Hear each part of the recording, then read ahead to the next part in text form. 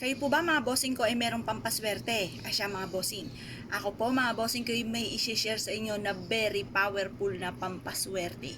Sikreto lamang po ito mga bossing, pero kung nais po ito ipagsabi ay kayo po. Kayo po ang bahala mga bossing. Pero ito po ay kailangan ay may 100% kang paniniwala para mabilis ang takbo na magandang kapalaran mga bossing. Ngayon po mga bossing, subukan nyo po itong gawin. Ngayon mga bossing, harap kayo sa may silangan, magbitbit po kayo ng aking mga mababanggit mga bossing. Kailangan nyo po mga bossing ko ng isang mangkok na bigas, na kagaya po nito mga bossing ko na isang mangkok na bigas mga bossing. At pagkatapos, mas mainam mga bossing ko na, yan, kumuha po kayo ng 5 centavo, 10 centavo, 25 centavo, piso, 5 piso, 10 piso, 20 pesos, 50, 100, 200, 500 at 1,000 pesos. Aba, ba't nawawala nga dito ang 500? Nasaan ang 500? Ayan, kailangan pa mga bossing ko ay mula maliit, palaki ang inyong pera mga bossing. At mas mainam mga bossing ko na ang perang ito ay nagmula mga bossing ko sa unang-unang pera na matatanggap nyo na Lunes, or kaya po ay buwena mano sa inyong tindahan, or kaya po nung bagong taon yung kauna-unahang pera na natanggap po ninyo, or kaya po mga bossing ko, kung kayo nga po, yun nga po, yung pinaka-importante, yung buwena mano. Pero kung wala naman kayong negosyo, kayo po ay mainam kung ano yung kauna-unahang pera na natanggap nyo ng bagong taon, maganda po yun.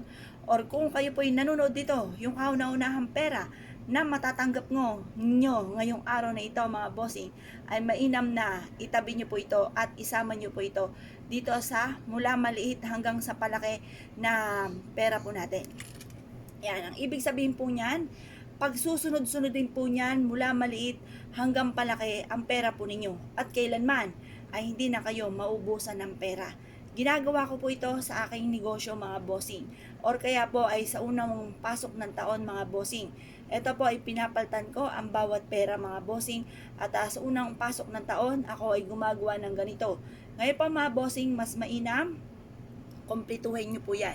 At ako po mga bossing ko, pinatungan ko ito ng kabayo na nakataas ang paa. Ang ibig sabihin ng kabayo ay tagumpay sa buhay. Proven po ito mga bossing, dahil ito po ay matagal ko nang ginagawa mga bossing.